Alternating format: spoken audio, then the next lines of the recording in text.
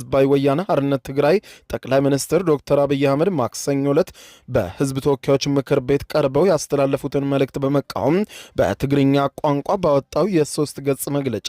እንዲሁም ለተባበሩት መንግስታት ድርጅት ዋና ጸሐፊ አንቶኒዮ ጉተሬዝ እና ለአፍሪካ ህብረት ኮሚሽን ሊቀመንበር የላከውን ደብዳቤ ተከትሎ ህወሓት በጋራ ውሳኔ ወደ ጦርነት ለመግባት የደብረ ጽዮን አንጃ ወደ ጦርነት እንግባ ሲል፣ ነገር ግን በሌላኛው በኩል ያለው አንጃ ደግሞ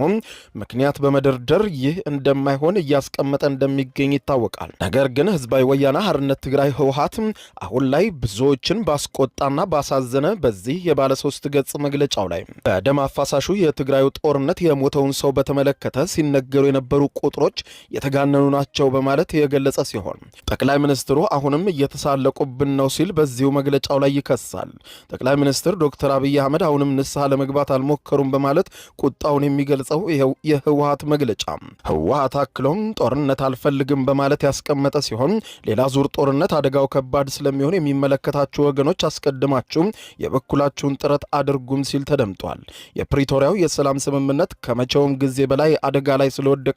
የአፍሪካ ህብረት ፓናል ይጠራ ሲል መግለጫው ላይ የጠቀሰው ህዝባዊ ወያኔ ሓርነት ትግራይ ህወሓት ከቀናት በፊት ለተባበሩት መንግስታት ድርጅት ዋና ጸሐፊ አንቶኒዮ ጉተሬዝ እንዲሁም ለአፍሪካ ህብረት ኮሚሽን ሊቀመንበር መሐመድ አሊ ዩሱፍ በጻፈው ደብዳቤም ጠቅላይ ሚኒስትር ዶክተር አብይ አህመድ በኢትዮጵያ የህዝብ ተወካዮች ምክር ቤት ንግግራቸውን የወቀሰ ሲሆን ጠቅላይ ሚኒስትሩን ከህወሓት ጋር አልደራደርም ማለታቸውን ጭምር በማንሳት በመንግስታቸው ውስጥ የሚያገለግሉ 3 ሰዎችን የፕሪቶሪያውን ስምምነት ባለድርሻ በማድረግ አቀርበዋል ሲል እና አቶ ጌታቸው ከፌዴራል መንግስት ጋር መስራታቸውን የተቃወመው ህወሓት የኢትዮጵያ የፌዴራል መንግስትን ከሚያገለግሉ 3ቱ አንደኛው በሚኒስትር ማዕረግ የጠቅላይ ሚኒስትሩ አማካሪ ሆኖ መሾማቸውን ጠቅሶ እነዚህ አካላት ህወሓትን አይወክሉም ሲል ህወሓት በመግለጫው ላይ አቅርበዋል።